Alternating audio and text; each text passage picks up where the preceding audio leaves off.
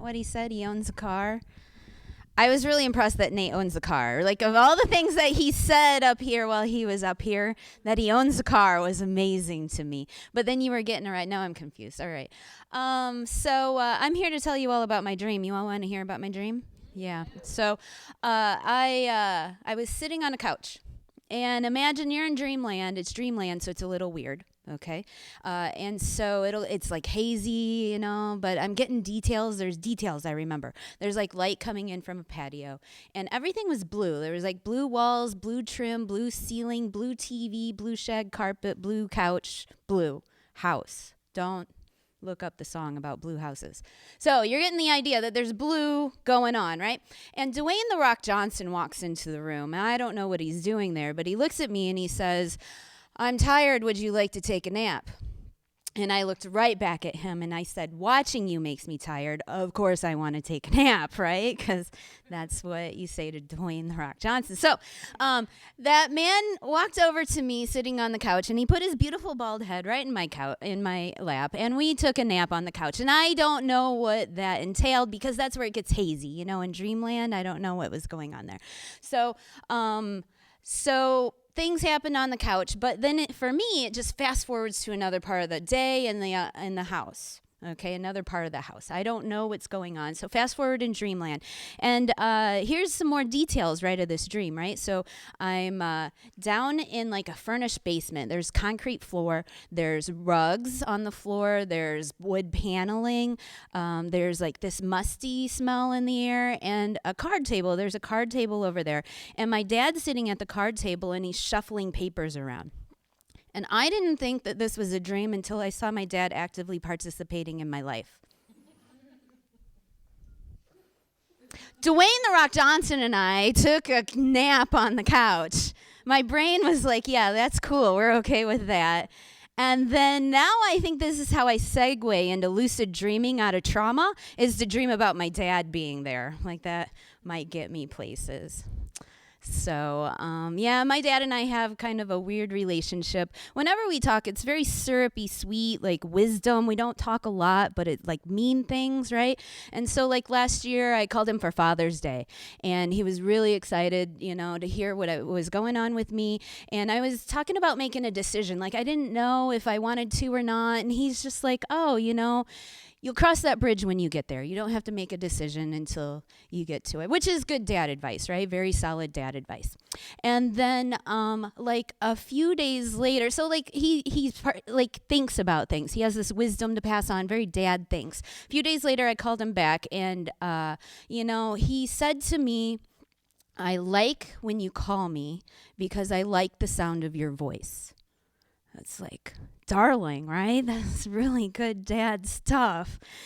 But I'm wondering, like, why does it take 42 years for him to say that to me? That was the point last year where I started wondering if he was dying. Like, why are you telling me this, Dad? Why are you telling me this? But I can always trust like someone like that to take up all the emotional space in the relationship. That's what I can trust, is that sort of thing. But and you all are looking at me. I know what you're thinking. That's exactly what you're thinking is, Sarah, maybe you should see a therapist. That's probably some place that you want to explore an option. I did. I saw a therapist for 5 years of my life a while ago. And this is how I feel about therapy. I think it's good money spent. If you're thinking about going, if you are going, if you did go, it's good money spent. You should do it. Good mental health. But I ended up like not needing it anymore. I didn't feel like I was getting what I needed from it. I realized that this is what I realized about myself. If I journal long enough, then I get tired of my bullshit and I want to change. Does anybody else do that? You just write the same damn thing over and over again. You're like, I'm done with that. I'm done with it. I took that $50 every week that I spent on my therapist and I bought weed instead. Walked around my house just talking to my cat. Like, that's good therapy, right? Like, that's good therapy. And I also learned this, that if you don't get my sense of sarcasm, I'm sorry you grew up in a stable family of origin and you can go fuck yourself. So, yeah, people could say that, like, I avoid relationships. That's like a legit thing that people could say about me. I could see them saying that. I avoid relationships. I think of it as serenity seeking. Seeking serenity. Relationships would be easier if being emotionally healthy or emotionally available all the time wasn't healthy. Like, I could do that. If being there all the time wasn't a healthy thing to do, I could handle like some space. You know what I mean? Like, if we lived in different houses, in different cities, in different states, right? Like, space. You know what I'm saying? Like, some people need space in a relationship. I was over at my friend's house, and we were just visiting. All right. And we had dinner. We were sitting there visiting. And I had been over to my friend's house before, and she has a couple of dogs. And these are very fine dogs. If you meet the dogs, you will love the dogs. And the dogs are cool with me. And we were just sitting there, and one of the dogs came over, and it was the nicest thing ever for a dog. The dog politely put his chin on my shoe. I'm a cat person, but I know exactly what that means when a dog puts his chin on your shoe. It means, please pet me, right? Very polite, very polite. And so I reached down and I started like petting his head and then petting his, shoulder. And then he rolled over and I started petting his chest. And she looks over at me and she goes, "Oh, he likes you." And I, filled with like total relationship fear, defense mode, like, what do you do when a dog likes you? That's where I'm like, that's a lot of responsibility. It makes me wonder, like, if I lived in a different house, in a different city, in a different state, if I sent the dog a biscuit, he'd know it was from me, right? Because he could smell me on it, right? I could have a relationship with a dog through the mail. That's where I'm going with this. So, I'll end here. This seems like a good place to end. You'll all enjoy this.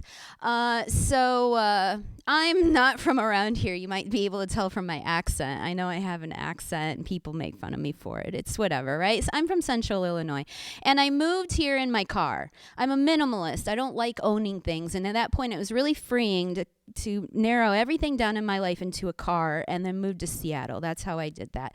And my cat moved with me. I think on the second day she was sitting in the back just like, okay, I live here now. Like, that was just how it went. So when I moved here, I didn't have furniture, like a lot of furniture. I slept on the floor. Humans have been sleeping on the floor for eons, so it's like not that big of a deal. I slept on the floor, but I didn't have like a couch, or I didn't have a bed. I didn't have all that. So I was imagining this situation where I would bring a suitor over to my place, like the night's going well. Maybe we had dinner, saw a movie or whatever. Like, you want to have some tea, right? And come over.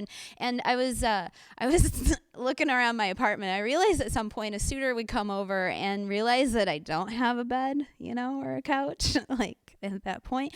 And then they'd start wondering like how much they like me or rug burns, Because I'm not the one getting rug burns in that situation. That's not, I'm the queen, okay? Yeah, that was also the same amount of time, because I was thinking about bringing a suitor home or whatever. So I was looking through my my linen closet in the hallway. That's where you store your condoms, right? That's exactly where you store your condoms. I was looking through them, to see if they're expired. Of course, they were all expired. The only thing in there that looked like anything like protection really was this blue nitrite glove that scientists use. You know what I'm talking about, right? And I'm thinking about the situation where I've brought a suitor home. They've realized I don't have a bed, and we're all still like ready to go. And what dire, what's going on like in the moment that we're like, yeah, let's put that on your penis. Let's do that. Let's do that, right? Like, you have to be in a really dire moment. And so I don't know. Did them be like up in there like waving? You know what I mean? I never quit a comedy set until I get people to laugh at a fisting joke. That's where I know I've done my damage tonight. Everyone, give it up for Nate. This is my set for this evening. It's great seeing you. Enjoy the rest of the show.